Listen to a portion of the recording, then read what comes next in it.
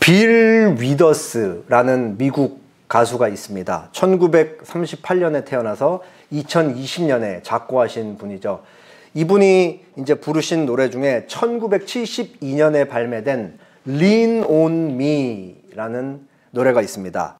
무슨 뜻이냐? Lean on이 어디에 기대다 이런 의미죠. 그러니까 Lean on me는 나에게 기대라 이런 의미입니다. 저는 이 노래를 우리나라에서 이제 가수 소양 씨가 이 가수의 노래를 따라 이렇게 커버한 거를 통해 알게 됐습니다. 그 노래 가사가 좋아서 이제 제가 항상 기억하고 있었는데 가사 앞부분에 이런 가사말이 나옵니다. 살다 보면 때때로 고통받을 때도 있고 슬퍼할 때도 있어요. 하지만 조금 생각해 보면 언제나 내일이 온다는 걸 알아요. 내게 기대요. 내게 기도 이게 리논미죠. 당신이 힘겨울 때 당신의 친구가 되어 줄게요. 그러니까 우리는 언제나 기댈 수 있는 누군가를 필요로 합니다. 왜 그러냐? 가사말처럼 때때로 고통이 우리에게 불어닥치기도 하고 우리가 고난의 긴 시간을 감내해야 되기도 하고 그럴 때 우리는 친구를 필요로 하기 때문입니다. 기댈 수 있는 친구가 필요한 거죠. 여기서 친구라는 것은 사랑하는 가족이 될 수가 있고 아니면은 뭐 배우자가 될 수도 있고 자녀가 될 수도 있고 또 말 그대로 친구가 될 수도 있을 것입니다. 오늘 말씀에는 아주 삶에 짙은 어둠이 드리운 나오미의 삶에 룻이 친구가 되어주는 장면입니다. 어떤 과정을 통해서 하나님께서 이 고단한 나오미의 인생에 룻을 친구로 붙여주셨는지 살펴보고 더 나아가서 우리가 영원히 기댈 수 있는 우리의 친구에 대해서 생각해 보도록 하겠습니다. 나오미의 10년, 이제 10년 이상이겠죠.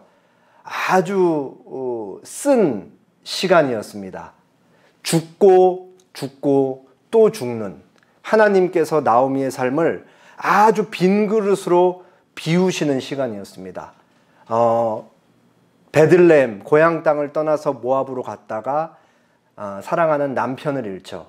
그리고 두 아들이 남았는데 두 아들을 결혼을 시킨 후에 첫째인 말론도 죽고 둘째인 기럨도 죽습니다.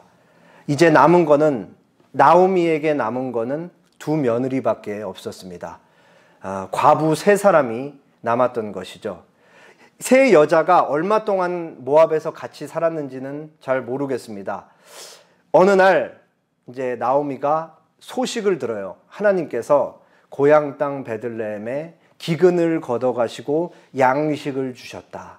하나님께서 드디어 빵집에 빵을 공급하기 시작하셨다라는 소식을 듣습니다. 그리고 나오미는 이제 분연히 일어나서 고향 땅으로 돌아가기로 결심을 합니다. 그렇게 발걸음을 떼죠. 두 며느리도 나오미와 함께 베들레헴으로 가기 위해 같이 발걸음을 옮깁니다.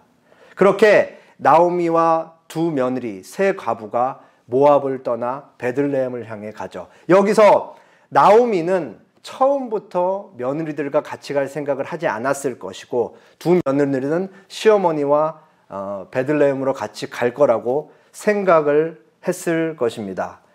아마도 지난주에 지도를 보여주셨듯이 이제 모압 땅 북쪽 끝으로 가면 루벤 지파, 이스라엘 12지파 중에 루벤 지파와 이렇게 맞닿아 있는 경계선이 있죠.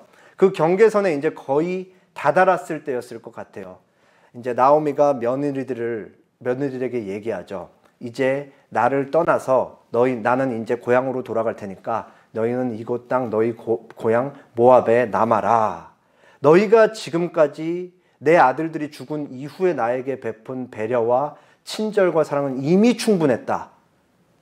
하나님께서 너희의 삶을 지키시고 선대하시기를 내가 바란다. 이제는 우리가 이별할 때가 왔다. 라고 그렇게 나오미가 자신의 심경을 밝히고 며느리들에게 떠나라고 얘기를 해요. 여기서 며느리들은 엉엉 울면서 우리가 시어머니를 떠날 수 없다라고 하면서 시어머니를 막 붙듭니다. 이때 나오미가 어떤 마음을 가지고 지금 귀향하고 있는지 캐롤린 커스티스 제임스라는 분은 이렇게 얘기를 해요.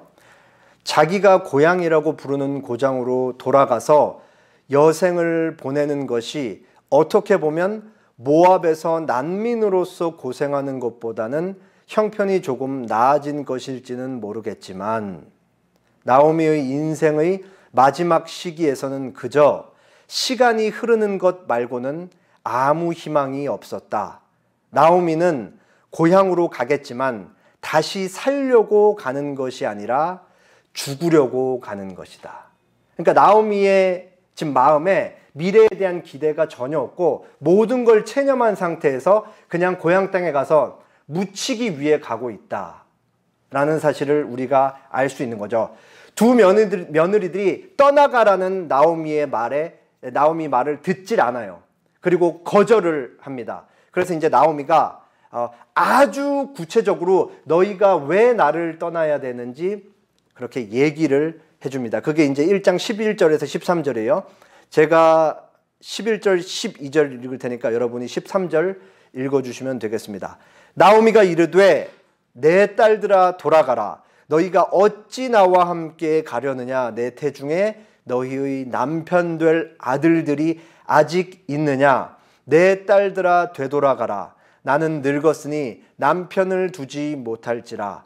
가령 내가 소망이 있다고 말한다든지 오늘 밤에 남편을 두어 아들들을 낳는다 하더라도 너희가 어찌 그들이 자라기를 기다리겠으며 어찌 남편 없이 지내겠다고 말씀하겠느냐. 내 딸들아 그렇지 아니하니라. 여호와의 손이 나를 치심으로 나는 너희로 말미암아 더욱 마음이 아프다. 이스라엘 결혼법 중에 계대결혼이라는 법이 있어요. 그게 뭐냐? 신명기 25장 5, 6절에 나와 있습니다. 형제들이 함께 사는데 그 중에 하나가 죽고 아들이 없거든 그 죽은 자의 아내는 나가서 타인에게 시집가지 말 것이요 그의 남편의 형제가 그에게로 들어가서 그를 맞이하여 아내로 삼아 그의 남편의 형제된 의무를 그에게 다 행할 것이요 그 여인이 낳은 첫 아들이 그 죽은 형제의 이름을 잊게 하여 그 이름이 이스라엘 중에서 끊어지지 않게 할 것이라. 이게 이스라엘 결혼법 중에 있는 계대 결혼법이란 거예요. 우리가 이미 창세기 38장 유다 다말 사건에서 이제 알고 있는 내용인데 설명을 간단하게 드리겠습니다. 예를 들어서 5형제가 있어요. 첫째가 결혼을 했는데 큰 형이 결혼을 한 상태에서 아이가 없이 죽었어요. 그러면은 둘째가 미혼 상태이면은 형수와 결혼을 해서 같이 살면서 아이를 낳아줘야 돼요. 만약에 그게 아니고 둘째가 이미 기혼 상태이면 형수와 성관계를 가져서 사내 아이를 낳아주고 그 태어난 아이가 큰 형의 이름으로 땅을 유산받아서 어머니를 봉양할 수 있게끔 해주는 제도가 바로 계대결혼 제도입니다. 그래서 계대결혼법은 과부를 보호하는 차원에서도 굉장히 중요한 법이었고 죽은 형제의 상속자를 낳아서 큰형의 가문을 잇는다는 의미에서도 아주 중요한 법이었습니다. 나오미는 이제 떠나가라 라고 설득을 했죠. 이미 두 며느리에게. 근데 며느리는 울면서 나오미의 그 설득을 거절했잖아요. 그러면서 이제 나오미가 그러면 잘 들어봐라. 너희의 미래가 얼마나 어두운지 내가 설명을 해주겠다라고 하면서 이 계대결혼법에 근거해서 며느리들의 미래를 얘기를 하는 거예요. 뭐냐? 자, 계대결혼법에 따르면은 우리 세 여자가 베들레헴으로 돌아갔을 때 내가 결혼을 해서 아이를 낳아서 그 남자 아이들이 자라서 너희와 결혼해야 된다. 근데 나는 이미 너무 늙어서 결혼할 가망이 없다. 그리고 아이가 태어난다 한들 얼마나 너희가 오래 기다려야겠냐. 그게 현실적으로 가능한 일이냐. 불가능하지 않느냐. 사실은 지금 오르바와 룻은 자유인이에요. 남편이 죽었기 때문에 결혼 구속력을 받질 않는다고요. 그러니까 사실 자유인이기 때문에 나오미를 떠나도 되는 거죠. 그렇기 때문에 나오미가 미래가 없으니까 너희는 자유이니까 나를 떠나서 모압에 남아라 하면서 불가능한 현실에 대해서 요목조목 얘기를 하면서 자기를 따라갈 경우에 미래가 얼마나 어두운지 그렇게 얘기를 한 것입니다. 사실은 나오미 말이 맞죠. 그러니까 우리가 현실적으로 생각할 때 제일 좋은 경우가 뭐겠어요? 세 여자, 과부 셋이 베들레헴으로 돌아갔을 때 제일 좋은 경우, 가자마자 나오미가 남자를 만나서 바로 임신을 했다. 근데 임신했을 때 쌍둥이를 임신했고 그 쌍둥이가 남자 쌍둥이다. 그래서 태어나서 약 16년 후에 남자아이들 2명이 15살쯤 됐을 때 룻과 오르바가 결혼하는 경우가 베스트죠. 제일 좋은 경우. 근데 현실적으로 한번 생각을 해볼까요?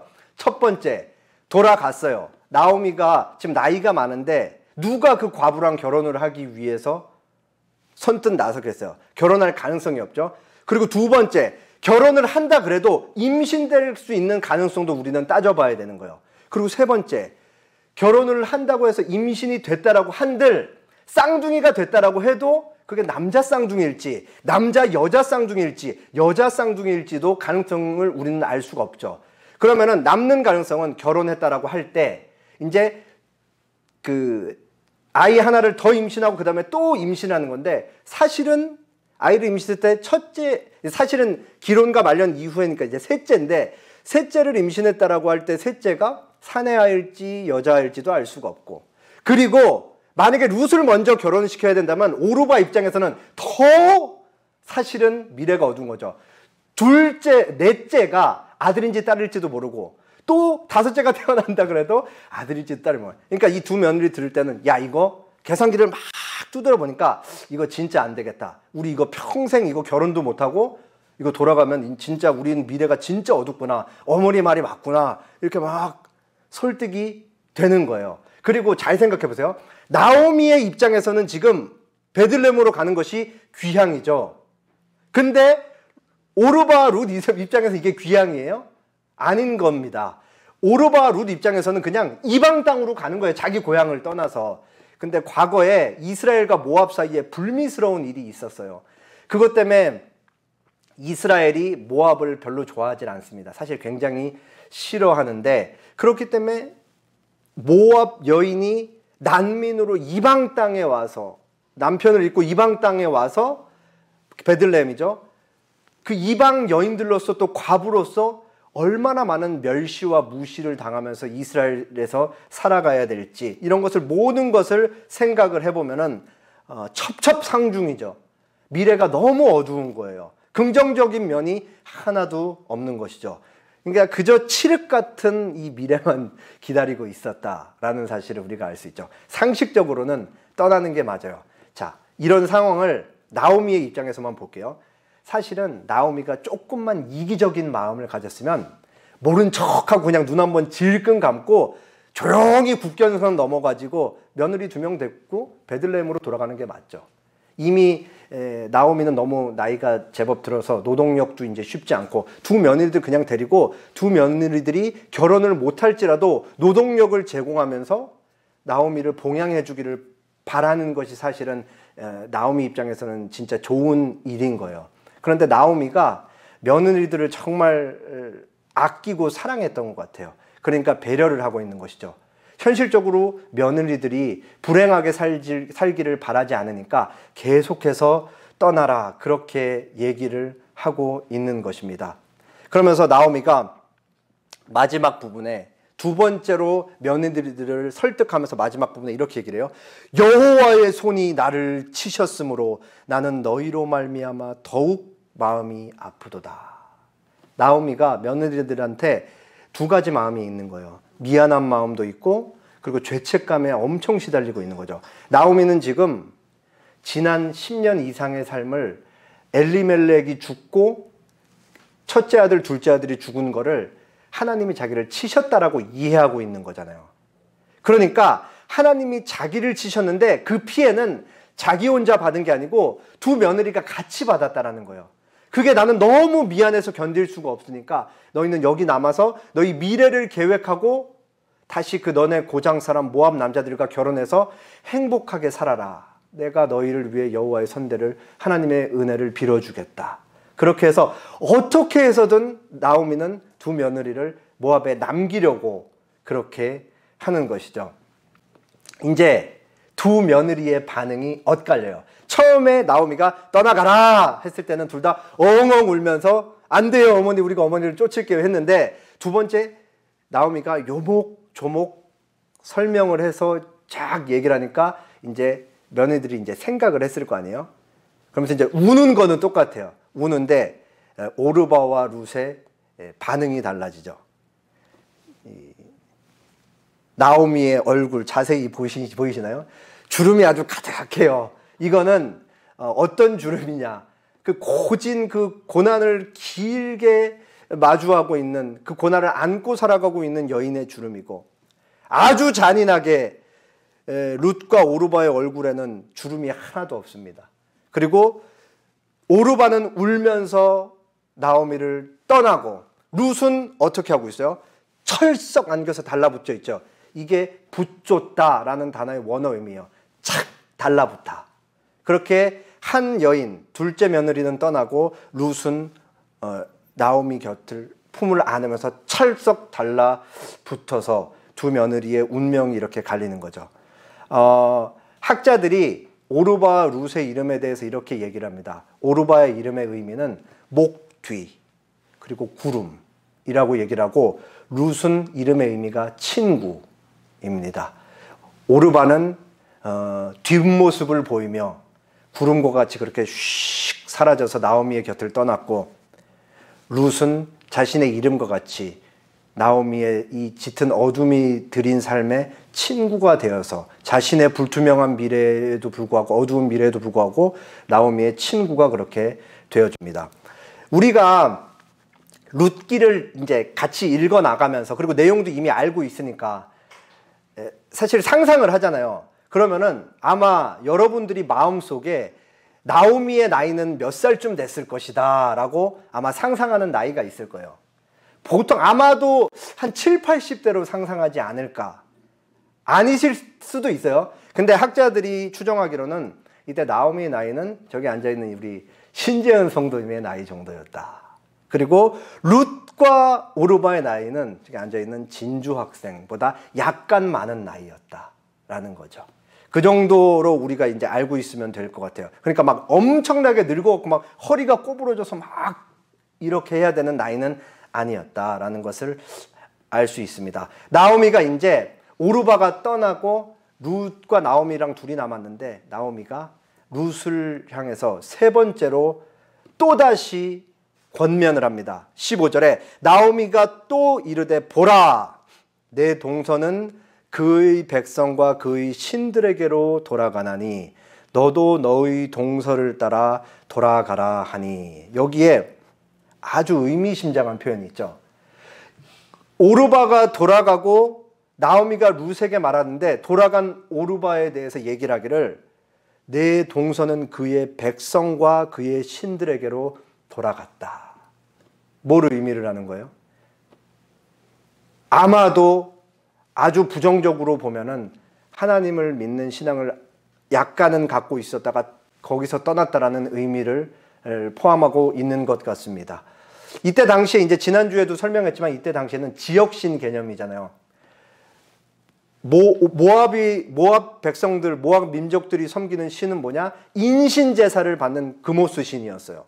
반면에 이스라엘이 섬기는 신은 누구죠? 여호와 하나님. 물론 여호와 하나님은 무소부재하시고 어느 곳에나 계시고 세상에 창조주시고 온 세상을 다 다스리시는, 이스라엘에만 국한된 지역신이 아니고 전 세계의 창조주이자 구원자이신 거죠. 그럼에도 불구하고 오르바가 나오미를 떠나서 나오미와 함께 베들레헴에 가지 않고 모압에 남았다라는 말은 현실적으로는 전부 다 그모스 신을 섬기고 평생 인신세자를 바치는 것을 직접 눈으로 보고 경험하면서 여호와 신앙을 잃었다라고 봐도 과언이 아닌 것입니다.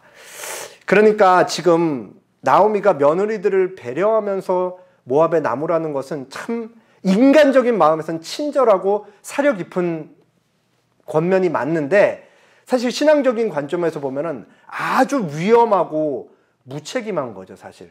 영원이라는 관점에서 보면은 너 이제 니네 이방신한테 돌아가. 그리고 되게 극단적으로 보면 이게 이어지면 지옥 가는 거잖아요. 그러니까 얼마나 무책임하고 위험한 설득인지 우리가 생각해 볼 수가 있습니다.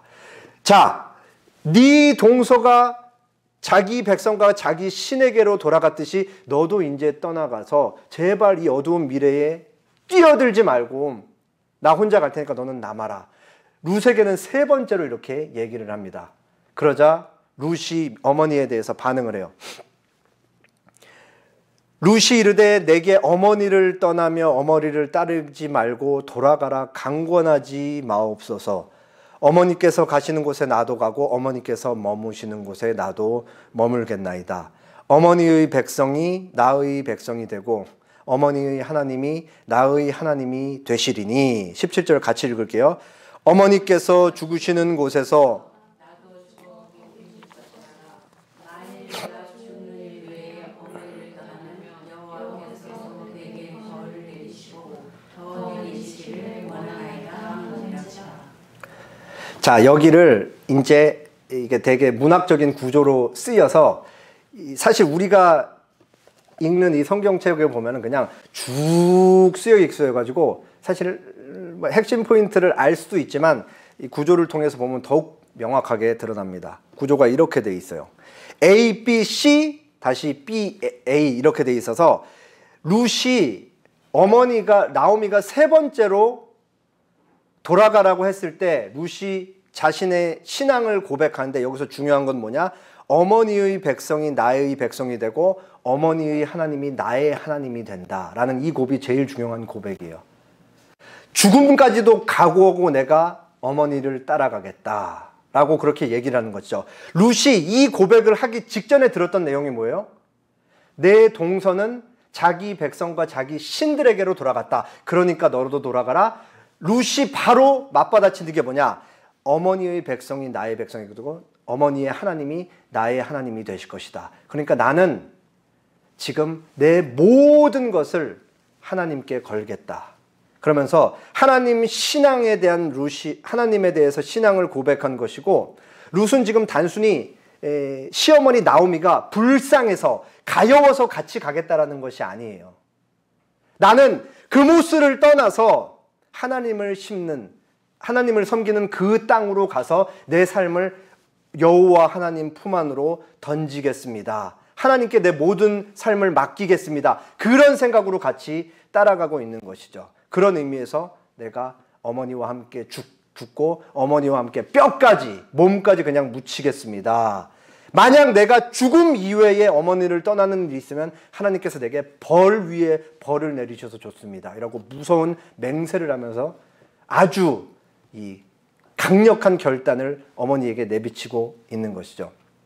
그러니까 룻은 이미 나오미가 얘기하지 않아도 자기의 미래가 얼마나 어두운지 알고 있고, 나오미가 더 구체적으로 설명했을 때는 더 어둡구나라는 것까지도 다 이해를 했죠. 바보가 아니니까. 그럼에도 불구하고 룻은 내가 당신과 끝까지 함께 가겠습니다 라고 그렇게 얘기를 한 거죠. 나는 평생 빌어먹어도 좋습니다. 나는 평생 구걸해도 좋습니다. 당신 백성 남자들이 평생 나를 무시해도 좋습니다. 당신 백성 여자들이 평생 나를 경멸 어린 눈빛으로 나를 볼 때마다 뒤에서 소근소근해도 내가 다 감당하겠습니다. 온갖 폭력에 노출된다라고 할지라도 내가 그것을 스스로 감당하겠습니다. 나는 하나님 품으로, 하나님 날개 아래로 들어가겠습니다. 그렇게 나는 하나님을 쫓아서 당신의 땅으로, 당신의 하나님 곁으로 들어가겠습니다 라고 그렇게 고백을 하고 있는 것입니다. 룻기 1장 1절부터 이게 사실 우리가 오늘 18절까지 18절밖에 안 되는 내용을 읽었지만 사실은 우리가 이 나오미 인생을 갑자기 덮쳐버린 이 쓰나미 같은 고난을 조금만 묵상하면 나오미의 이 10년 넘는 삶이 얼마나 모질었을지, 그리고 그 10년 동안 나오미의 머릿속에서는 하나님께서 나를 치셨다라는 생각이 떠나질 않았고, 나오미의 이 정신이 얼마나 피폐해졌을지 우리가 어렵지 않게 짐작을 할 수 있습니다. 그렇기 때문에 나오미는 아무런 그 미래에 대한 기대 없이 모든 걸 체념하고 그냥 홀로 외로이 쓸쓸하게 투벅투벅 귀향을 하고 있는 것이죠. 그리고 나오미는 미안한 마음과 배려하는 마음과 죄책감과 사랑 때문에 이 두 며느리를 이 모진 자신의 인생에는 더 이상 동참시키고 싶지가 않은 거였습니다. 사실은 자신을 봉양할 수 있는 마지막 남은 희망이 이 두 며느리인데 그것마저도 포기하고 그냥 혼자 그렇게 어두운 미래에 자신의 몸을 던지고 있었던 것이죠. 그리고 나오미는 이 모든 일 배후에는 누가 계시다라고 생각했어요? 여호와의 손이 나를 치셨으므로 나는 너희로 말미암아 더욱 마음이 아프도다. 바로 이런 상황을 룻이 알고 어머니의 하나님이 나의 하나님이 될 것입니다 라고 해서 룻이 어머니의 삶에 같이 뛰어들고 있다는 것을 알 수 있습니다. 오직 죽음만이 어머니와 나 사이를 갈라놓을 수 있습니다. 룻이 언제 이렇게 하나님에 대한 신앙을 갖게 됐는지 우리는 알 수 없죠. 유추하기로는 엘리멜렉 가정이 모압으로 오고 오르바와 룻이 이 가정과 같이 함께 살면서 룻이 하나님에 대한 신앙을 갖게 되었던 것 같습니다. 그리고 하나님을 믿게 되었던 것이죠. 그러나 우리는 한 가지를 확실하게 알 수가 있어요. 지금 룻이 친구로서 나오미에게 보여주고 있는 이 행동 있죠. 사랑이라고 하잖아요. 이 행동은 하나님으로부터 오는 사랑이라는 것을, 하나님을 깊이 아는 사람만 할 수 있는 사랑과 행동이라는 것을 알 수 있습니다. 요한일서 4장 19절에 우리가 사랑함은 그가 먼저 우리를 사랑하셨습니다. 우리가 서로 사랑하는 이유는 하나님께서 우리를 먼저 사랑하셨기 때문이다. 룻이 이 사랑을 안 것이죠. 하나님께서 나를 얼마나 사랑하시는지를 자신의 삶 속에서 안 룻이 하나님을 나는 당신을 사랑합니다 라고 고백하면서 그 수직적으로 위를 향한 사랑이 결국은 나오미에게까지 수평적으로 이렇게 뻗어나가고 있는 거예요. 하나님께서 나에게 베풀어 주신 사랑이 너무 크다. 나도 하나님을 사랑한다. 내가 하나님을 입으로만 사랑할 수 없다. 그렇기 때문에 나는 우리 너무 슬프고 처연한 시어머니의 인생을 그냥 내버려 둘 수 없다. 나는 시어머니와 같이 가겠다라고 그렇게 얘기하죠. 그리고 여기에는 사실 우리의 굉장한 관찰력을 요합니다.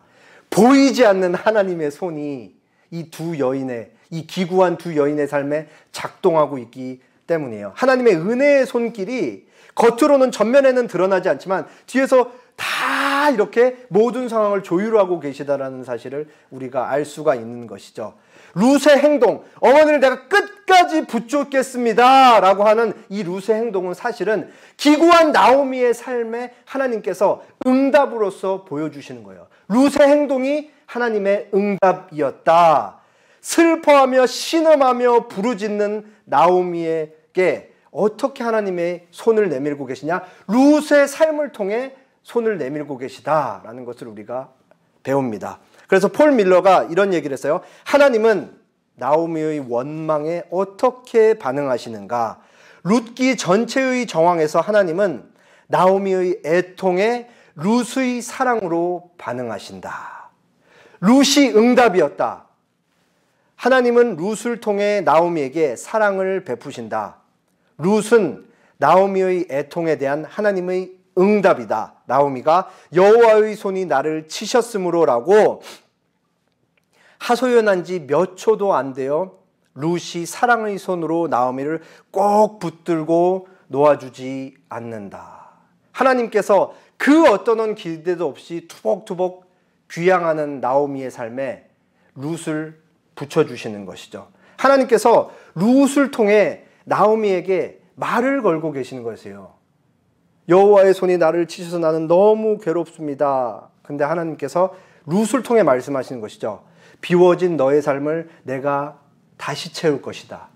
내가 너의 삶을 끝까지 지킬 것이다. 내가 너를 사랑한다. 그것을 룻의 행동을 통해 하나님이 고백을 하고 그렇게 보여주고 계시다라는 것이죠. 그리고 우리가 알듯이 이제 룻기 이후에 진행되는 일들, 하나님께서 지금까지 10년 이상 동안 비운 나오미의 삶을 다 채우시는데 전부 룻을 통해 채우세요.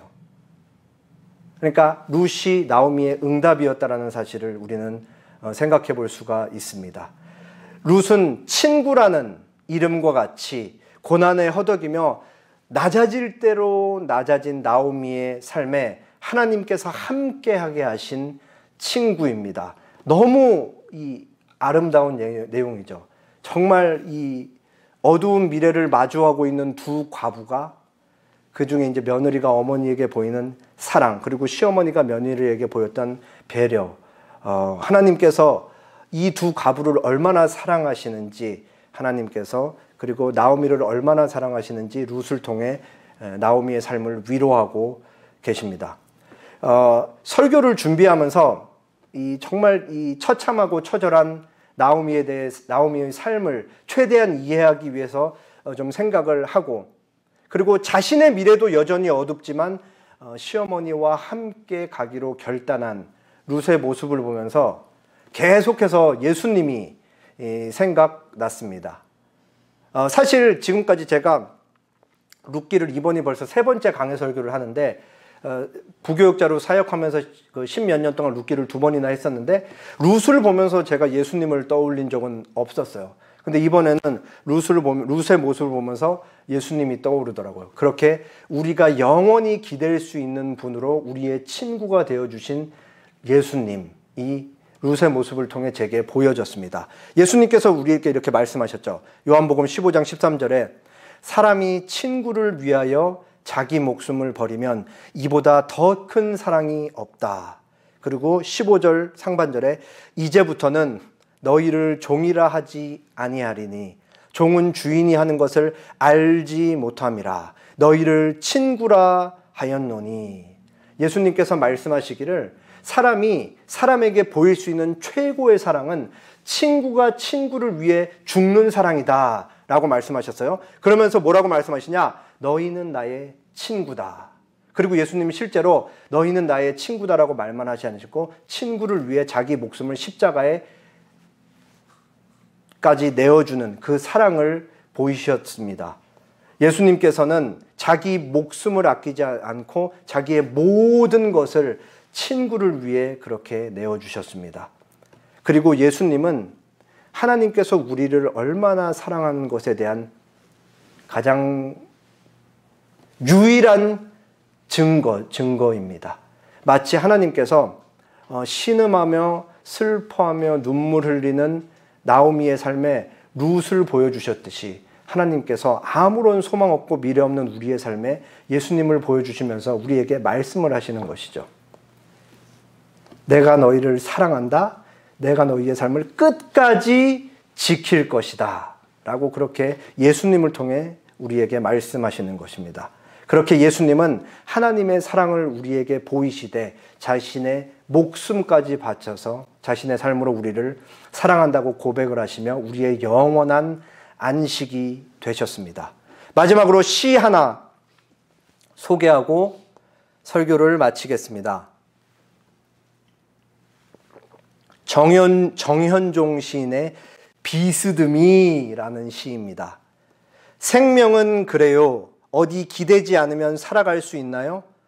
공기에 기대고 서 있는 나무들 좀 보세요. 우리는 기대는 데가 많은데 기대는 게 맑기도 하고 흐리기도 하니 우리 또한 맑기도 하고 흐리기도 하지요. 비스듬히 다른 비스듬히를 바치고 있는 이여. 비스듬히 다른 비스듬히를 바치고 있는 이여. 룻이 자신의 자세를 비스듬히해서 아주 곤고한 나오미의 삶을 비스듬히 기댈 수 있게 해줬죠. 그와 동일하게 하나님께서 우리를 사랑한다고 고백하시며 예수님을 보내주시고 예수님께서 우리의 삶 속에 늘 비스듬히 그렇게 서 계시는 거예요. 왜? 우리의 삶이 예수님께 비스듬히 기댈 수 있게. 그렇게 예수님은 언제나 비스듬히 우리를 기댈 수 있는 분으로서 어제나 오늘이나 영원토록 동일한 모습으로 우리를 지키고 계신다라는 사실을 생각하는 오늘의 말씀이기를 바랍니다. 함께 기도하겠습니다.